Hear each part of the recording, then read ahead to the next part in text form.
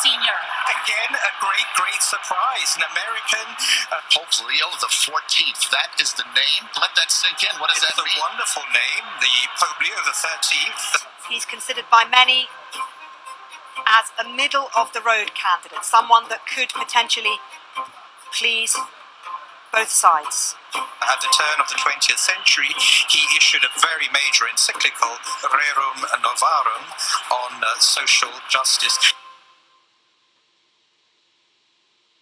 It only took 2 days of voting, but a new pope has been chosen. I don't know. It almost seems as if they already knew who they wanted. Once again, as I said in our recent video on the conclave, life seems to have imitated art. I'll get to that in a moment. But let's start with why a pope chooses a name. A pope generally takes the name of a previous pope or popes who they want to pattern their papacy after. Cardinal Robert Francis Prevost, who from this day forward will be recognized as Pope Leo XIV, chose a name for a specific reason. And I can think of a couple of reasons, and that's what we're going to see today. I had a feeling this would happen. I never like to speak in definitives, but that's why I said what I said in a previous video discussing the conclave. I suspected that a pope would be selected from the United States, and sure enough, many of you in the comments section felt the same way. In a clip from NBC News, the reporter says something that should make all of us take notice. What can you tell us about Pope Leo XIV? Well, he's an American, and that in itself is something that is shocking many people who never thought this would, be possible. The general thinking has long been that America has too much power in the world and should never have the papacy. He said that this selection is shocking, and that many believed a pope would never be chosen from the United States because the United States has too much power on the worldwide stage. However, those who have the prophetic eye and understand the proper interpretation of Revelation 13 are not surprised at all. That's because we've been teaching for over a century the United States would be the worldwide superpower, and that Protestants in this country would eventually and effectively stage a takeover of the government and create something called the image to the beast. This image to the beast would be a modernized version of the original beast from Revelation 13, verses 1 through 10, also known as the Holy Roman Empire. It's telling that Donald Trump, just days before the selection of the first pope from the United States, chose to post a picture of himself as the pope. Now, I'm not saying that he knew what would happen, but it sure is eerie. Many people were in an uproar, and others said, lighten up. It's no big deal. It's just a joke. There's nothing especially offensive about this meme. As an actual lifelong practicing Catholic myself, I found the meme benign. I mean, it's not especially hilarious, but it's also not some sort of sacrilegious attack on my faith. Not the Catholics loved it. Actually, my wife thought it was cute. She said, isn't that nice? A question about Actually, I would not be able to be married, though. That would be a lot. I'd have to the best of my knowledge, popes aren't big on getting married, are they? Not that we know of, no. It was just somebody did it in fun. It's fine. Have to have a little fun, don't you? We have the next biggest controversy of the weekend, which is that President Trump tweeted out a picture of himself as the Pope. And I shouldn't laugh, but it's him sitting there. He's got the Pope hat on, mitre, and he's got the papal vestments. He's sitting in the throne. He's got the cross necklace. It is not to be recommended to make jokes about religious things, to reduce religious things to jokes. However, all that said, Trump clearly meant no offense. He's one of the most explicitly pro-Catholic presidents we've ever had in a country that has been anti-Catholic for a long time. Trump visited the National Shrine, St. John Paul II. His wife is Catholic. He picked a Catholic vice president. Some would say maybe our first practicing Catholic vice president. But with this recent development, this is no laughing matter. When I show you what I'm about to show you regarding the previous Pope, Leo's, you're going to gain an understanding of what this Pope's intentions might be in choosing that name. I can assure you, they are prophetic and they are significant. So here we are. Another Pope has taken the so-called throne, and particularly over the next few days and weeks, the question on everyone's lips will be, why did they select someone from America? Why did he choose the name Pope Leo XIV? And what will his mission and agenda be? By the selection of this name, I think I know what the agenda will be. And today, we're going to look at that. Now remember, I don't like to speak in definitives. I don't know what God is going to allow or disallow, but I'm going to be honest. For me, this name selection speaks volumes. Pope Leo XIV is obviously the 14th Pope to take this name. And when my wife told me that the selection was made, my mind immediately began turning because of a book that I was impressed to start reading in late January of this year. I purchased this book years ago and never got around to reading it. I referenced it in a previous video as well. The book is entitled The Story of Christianity. There were 13 Pope Leos before Cardinal Provost selected this name, but the ones that are perhaps the most relevant are Pope Leo I, Pope Leo III, Pope Leo X, and Pope Leo XIII. Each of these popes represents something that I think is deeply significant at this particular moment in Earth's history. The first of these popes is obviously Pope Leo I, who this book references as Leo the Great, a man who has been called the first pope in the modern sense. It's said of him that he was responsible for strengthening the authority of the papacy by promoting the idea of papal supremacy. The story of Christianity puts it this way. He was convinced that Jesus had made Peter and his successors the rock on which the church was to be built, and that therefore the Bishop of Rome, Peter's direct successor, is the head of the church. Thus, in Leo's writings, one finds all the traditional arguments that would repeatedly be mustered in favor of papal authority. Obviously, this could be the main reason that Cardinal Provost selected this name. A desire to continue establishing papal authority on a larger scale. That's obviously a possibility. However, this may actually pale in comparison to the significance of Pope Leo III, and this may be the most significant clue in light of Revelation 13. Let me tell you why. Pope Leo III reigned from 795 to 816, and he reigned during a pivotal moment in the history of the papacy. That moment came when he crowned Charlemagne as emperor, officially establishing the Holy Roman Empire. This was a turning point in church history, and it firmly cemented the union of church and state, a relationship that had been forming ever since Emperor Justinian established the Bishop of Rome as the head of the church in 533 AD. Here we see the power flowing in both directions. First, the emperor established the pope, and now the pope was establishing the emperor, just as prophecy had declared that Rome would eventually transition into a unified kingdom of church and state, represented as a union of iron and clay. The story of Christianity puts it this way. On Christmas Day, 800, 304 years after the baptism of Clovis, Pope Leo III took a crown in his hands and approached Charles, king of the Franks, and placing the crown on his head, exclaimed, "May God grant life to the great and pacific emperor." 304 years earlier, the last emperor had been deposed.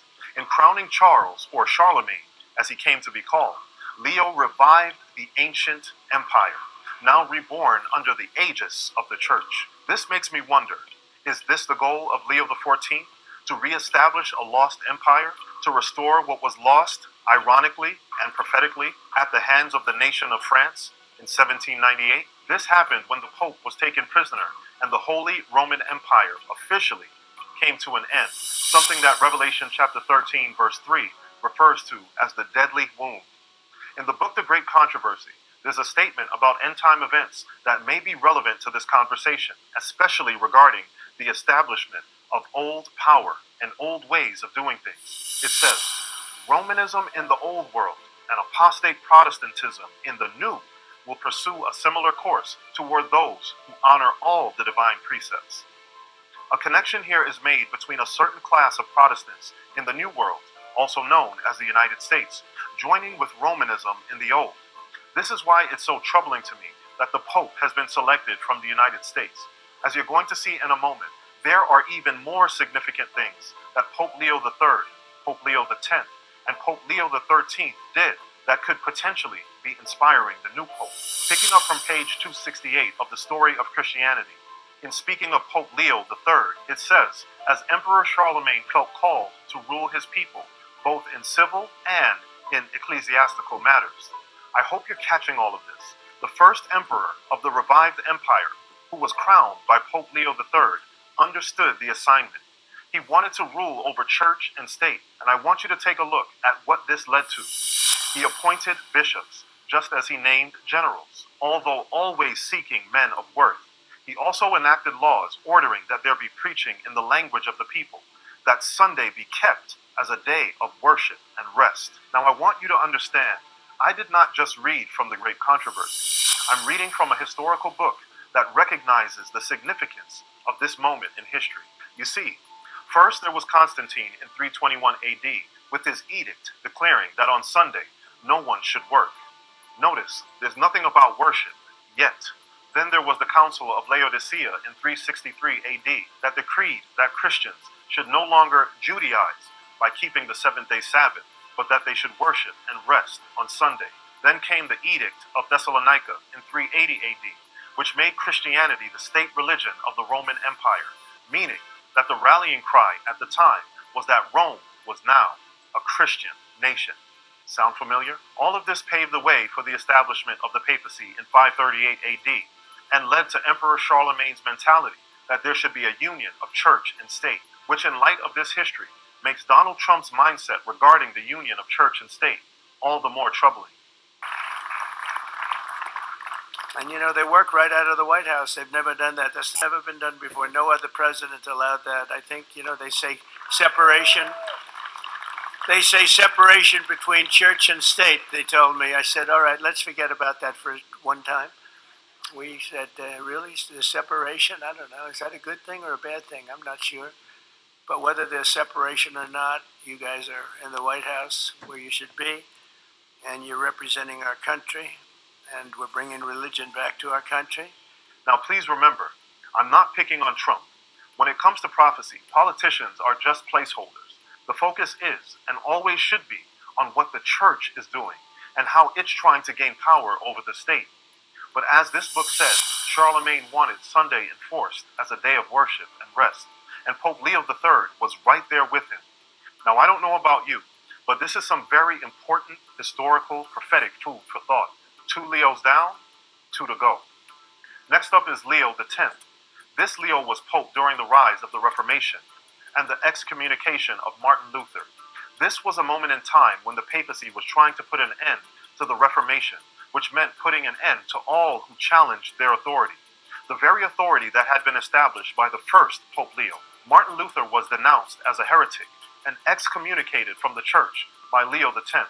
And it makes me wonder if this Pope has that in mind. The prospect of that is troubling to me as well, in light of this statement from the Great Controversy that speaks of a future scenario. It says, as the Sabbath has become the special point of controversy throughout Christendom, and religious and secular authorities have combined to enforce the observance of the Sunday, the persistent refusal of a small minority to yield to the popular demand will make them objects of universal execration. And that word execration means the act of cursing or denouncing. More food for thought. And finally, Pope Leo XIII, the most recent Pope Leo, who was known as the Pope of the working man. This was because he was the first Pope to systematically address the struggles of the working class during the industrial age. He wrote Rerum Novarum, a papal encyclical that condemned the exploitation of workers under unregulated capitalism. And he did so in his encyclical by saying the following: from this follows the obligation of the cessation from work and labor on Sundays, and certainly holy days. The rest from labor is not to be understood as mere giving way to idleness, much less must it be an occasion for spending money and for vicious indulgence, as many would have it be. But it should be a rest from labor, hallowed by religion. Rest combined with religious observances disposes man to forget for a while the business of his everyday life, to turn his thoughts to things heavenly and to the worship which he so strictly owes to the eternal Godhead. It is this above all which is the reason and motive of Sunday rest, a rest sanctioned by God's great law of the ancient covenant. Remember thou keep the Sabbath day, and taught to the world by his own mysterious rest after the creation of man. He rested on the seventh day from all his work which he had done. The Pope made the connection between workers' rights and Sunday rest that he refers to as Sabbath rest. This is very similar to the connection made in the Conservative Project 2025 document, which also links Sunday and so-called Sabbath rest. And how about the discussions from liberal politicians that also make this connection between workers' rights and Sunday rest? You know, it's work-life balance. And as I say, when you're working multiple jobs to live paycheck to paycheck, or you're working 7 days a week, 12 hours a day, something else is sacrificed in that, and it's what ends up happening. You have to sacrifice, ability to go to church. If it's something else to do on a Sunday, maybe you get a Sunday off and you haven't slept all week and you spend the whole day sleeping. I mean, that is a reality a lot of workers face on some of the schedules they work. Listen, I agree with you. I think we should have an interest in leisure time, right? We should have an interest in making sure that people are able to find value outside of work. A lot of people find value in work, and I'm glad that they do, but a lot of people find more value by the institutions and the social clubs and the churches that they affiliate and spend time with outside of work. But that is just less accessible for people today, and that should be a public policy interest of the United States Congress, and I appreciate this hearing allowing us to talk about that. Thank you, Mr. Chairman. I hope you're getting this. This is not about left and right, conservative or liberal. This is about prophecy and how everything is coming together. I don't believe it's a coincidence that the first pope selected from the United States has taken the name Leo. And that's because the great controversy states that the Protestants of the United States will be foremost in stretching their hands across the Gulf to grasp the hand of spiritualism. It also says that they will reach over the abyss to clasp hands with the Roman power. This should really have your prophetic senses tingling. Whether it's Leo I, who established papal authority, or Leo III, who crowned Charlemagne and cemented the union of church and state, joining with Leo to enforce Sunday rest for workers and Sunday worship for everyone. Whether it's Leo X, who sought to stamp out the Reformation, or Leo XIII, who advocated for Sunday rest on behalf of the working class, Pope Leo XIV has selected this name for one, some, or all of these reasons. And no matter which one it is, those of us who have the prophetic eye understand that now is the time to be knowing the times, and more importantly, knowing the Savior. In my opinion, the time for attacking each other is over. The time for focus on perceived wrongs of others is over. This is a time for self-examination and watchfulness. Pope Leo XIV is here. I can't say for sure what the Lord will allow or disallow. I can't say for sure if this is the last pope or not. That's not my place to do so. And I suggest that you don't set dates either.